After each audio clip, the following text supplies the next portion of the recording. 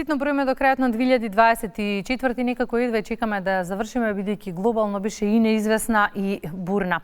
Војни конфликти, економска криза, избор на нов председател во Соединетите Американски држави, владина смена и нов председател во Македонија. За настаните кои што одбележаа 2024 анализа правиме со колегата Милчо Велески. Добро утро, Милчо. Добро утро, и добре ни Кристина. дојде. Имаме многу теми за кои што сакам да продискутираме. Многу малку се убави, но што е тука е, па ајде да направиме и пресак на годината. Без малку 3 години имаме од стартот на руско-украинскиот воен конфликт. Конфликт кој што одзема многу човечки животи, кој што ни донесе неизвестност, но и економска криза. И се уште е неизвестно, но добрата вест, ако може така да се каже во целата оваа приказна, е последната изјава на рускиот председател Путин дека Русија е отворена за предлогот на Словачка да биде домаќин на мировните преговори со Украина. Дали тоа значи дека можеме да очекуваме крај на војниот конфликт 2025? Во принцип, секој конфликт или било какво недоразбирање меѓу одредени земји завршува на преговарачка маса. Сега дали тоа ќе биде во случајов Словачка, односно председателот Фицо, малку е тешко да се поверува, имајќи во предвид дека Зеленски, председателот на Украина, не е многу расположен за разговори со Фицо, имајќи во предвид дека и претходно изјави, а знаеме дека Фицо беше и во Москва неколку дена претходно, со објаснување дека е тој под влијание на Путин и затоа доаѓаат од таму ваквите предлози. Предходно се споменуваше, дури се нудеше турскиот председател Ердоган, потоа и Орбан да посредуваат во оваа ситуација, но чинам дека мала е веројатноста за Фицо, односно Словачка, да биде посредник и таму да се одржат евентуално преговори. Како и да е, ке мора да се бара некакво решение, имајќи во предвид дека веќе ситуацијата е навистина драматична, економските ресурси се искористени до максимум и на двете држави, но и војните секако посебно. Само едно подсетување пред подготувајќи се вака за овој разговор, чинам дека имаше една анализа и прогноза од Меѓународниот монетарен фонд кој предвидува дека ако можеби до крајот на оваа година да се заврши, односно да се седне на преговарачка маса и да се стаи крај на овој конфликт, затоа што односно украинската економија е навистина во колапс. Дури податоци и бројки говорат дека од средствата што Европа, па и Америка ги издвојуваат за помош на Украина, се даваат за плати и за пенсии. Значи, можеме да замислиме докаде е таа ситуација, затоа што ако пак евентуално Меѓународниот фонд прогнозира второ сценарио, нешто од средината на 2026 година, тогаш со бруто домашен производ од 4%, инфлација 20%, што навистина е тешко издржливо, да не збориме за инфраструктурата и така натаму. Да се надеваме дека овој конфликт ќе се најде некое решение, иако Русија веќе ги има своите позиции во однос на она тампон зона, што би се нарекло, или пак веќе територија на конфликт од чинам 1400 километри долж источната граница. Така да веројатно е прво позициите да се направат, па потоа да се седне на преговарачка маса. Ова не е единственото воено жариште, за жал. Во моментов нападот на Хамас врз Израел предизвика повеќе од година војна со Газа, кое што го потреса глобално светот најмногу по бројот на загинати во овој конфликт. СЗО и натаму предупредува на прекин на огнот, бидејќи велат најдобар лек е мирот. Но каков е лично твојот впечаток? Имаш впечаток дека некој ги слуша во моментов? Многу веројатно тоа се слуша и само како официјални изјави, да, што би ја рекол, декларативно сите се заложбите за мир и за прекин, да не цивилното население да не страда, но очигледно е, мислам дека ќе се согласи со мене дека веројатно и гледачите и познавачите на оваквите прилики дека палестинците веќе се оставени сами на себе. Друг е фокусот, очигледно Израел веќе на некои позиции зема замав, еве последните случувања на Голанската висоравнина, апропо ситуацијата во Сирија, веќе израелската војска е на оваа клучна точка, така да дури некои прогнози и анализи покажуваат дека засилена активност Израел планира во окупираниот Западен брег, да не збориме за можеби дури некои анализи прочитав за проширување на територијата на Израел, па дури во Сирија и во Ливан. Но како и да е, ќе мора да се бара некаков излез, имајќи во предвид дека во оваа ситуација сега е Израел во, условно кажано, засилена позиција, бидејќи договорот со Хезболах, некои запреки на огнот, но тоа е, условно кажано, само на хартија, во меѓувреме траат и понатаму нападите, воздушните ракетирање и така натаму, така да сепак, за жал, секогаш во вакви војни конфликти цивилното население најмногу страда и тука треба да се бара некаков излез, затоа што очигледно е дека во вакви ситуации и етничкото чиштење се повеќе и повеќе се засилува. Ја спомена Сирија, сакам да се задржиме некоја минута и на Сирија. Разорната 13 годишна крајнинска војна, која што беше неколку години во мирување, повторно оживеа и сега каков развој на настаните тука можеме да очекуваме во периодот кој што следува? Моја вака, од она што јас го следам и можам да го прочитам, е дека ситуацијата не е добра, да не речам хаотична.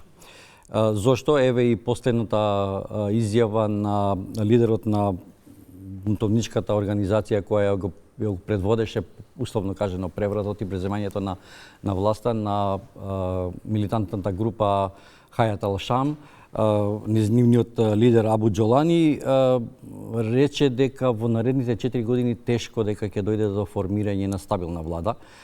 Сега е тоа период на, условно кажано, привремена влада, каде што по падот на Башар ал-Асад секој чинам дека ќе треба да ги согледа своите интереси во едно.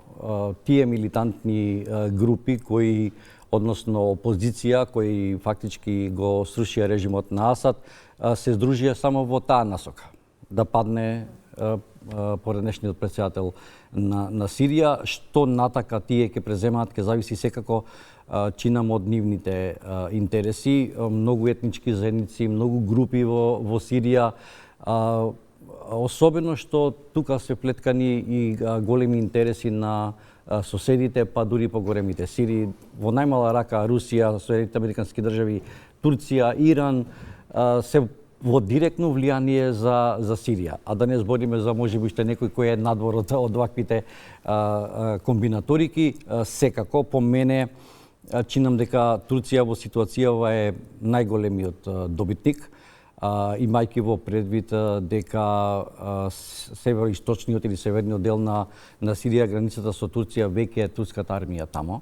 Особено што можност се повеќе да се притиснат сириските курди кои со Турција се во отворен судир. За друга страна, ќе рече некој, еве мала споредба. Турција и Соединените американски држави, членки на НАТО, соработка, но овдека кај нив е во најмала рака вербален конфликт апропо ситуацијата со сириските курди. Американците ги поддржуваат нив. Малце од разбирливи причини на таа територија на североистокот на Сирија има доста нафта, нафтени полиња, се разбира, користа е за Вашингтон од таа ситуација, дел се дава нормално за нив за вооружување, но како и да е, мислам дека ќе треба долго време додека таа ситуација тамо се стабилизира и секој додека си ги најде своите интереси и дали во ситуацијава пак оваа организација што Ал-Шам, што го предводеше фактички бунтот, колку тие, иако во ситуацијава сега се мирни и стабилни, колку тоа ќе значи дека ќе се преобратат па да ги продолжат нивните идеи. Следиме да ќе анализираме. Во меѓувреме, еден од настаните кој што глобално најмногу се следеше, за кој што се пишуваше и известуваше, беа изборите во Америка, односно смената на американската администрација. 20 јануари се очекува инаугурацијата на новиот американски претседател, последни подготовки во тек. Да, Па добро, тоа веќе нели си е уставно кажано како процедура низ која треба да помине. Еве податок, чинам дека негде околу 100 предлози од Трамп се поднесени за смена во американската администрација, иако чинам дека со седнувањето во Белата куќа ќе се соочи со многу проблеми од типот на она што неговиот претходник Бајден го создаде, така да дали се работи во однос на финансиските средства или пак ситуацијата со Украина, каде што еве Трамп вели за 24 часа ќе ја решам војната. Тој не е многу расположен за давање пари, вели Европа повеќе треба да издвои, колку тоа ќе се постигне ќе видиме во наредниот период. Промени и кај нас ова 2024 ни донеса нова влада, нов председател, кој што исто така се исправени пред бројни прашања. Имаме жешка политичка зима, па се надеваме на убави вести 2025. Да се надеваме, тоа ни преостанува. Секако, иако останува оној предизвик, уставните измени, секако процесот на евроинтеграција, Брисел инсистира на спроведувањето на преговарачката рамка. Премиерот Мицкоски, но и председателката Селемска Давкова се цврсти во ставовите дека црвените линии се поставени. Целта и поентата во разговорите, еве премиерот Мицкоски за само 2 недели беше во Брисел и во разговорите е да билатерализацијата се тргне условно кажано од таков начин на диалог во однос на евроинтегративниот процес и чинам дека може да се направи некаков исчекор, иако во оваа ситуација, ако веќе разговараме за комуникација и со официјална Софија, таму пак е тешко да се формира влада, дури 9 обиди за формирање, односно конституирање на собранието. Победникот Бојко Борисов се откажа и да му биде мандатот даден, рече дека нема да формира влада, ќе го врати мандатот, како таму ќе се развива ситуацијата и тоа многу ќе зависи, но секако исправени сме пред тој предизвик. Економијата, да не зборам, дека останува во преден план исто така. Многу отворени прашања глобално, ќе имаме многу што за анализа во оваа 2025-та. Колку предизвик беше информативната редакција се во ова да го проследи во текот на целата година и да бидеме точни и навремени? Па секако да, затоа што барем јас како новинар секако не се разбира и колегите во информативна, цела и како македонска телевизија мора се водиме од фактот дека информацијата да треба да биде навремена, но секако точна и добро проверена и затоа многу пати ако ние веќе говориме за некаков рейтинг на медиумите во Македонија, македонската телевизија воопшто не треба да влегува во таков рейтинг, дали била на 3-то, 4-то место под другите приватни и така натаму, затоа што сепак сме ние јавен сервис кој на некој начин покрај информациите, информативната програма и други емисии се емитуваат за граѓаните и гледачите, така да фокусот и натаму останува секако информациите, информативната, но и утринската програма е секако дел од македонската телевизија. Драго ми е што сме добри партнери во целата приказна. Секогаш. Благодарам за анализата во Македонија наутро. Сето оно што ќе биде ново и актуелно, споменав, ќе имаме многу за анализирање во 2025. Благодарам. Благодарам за можноста.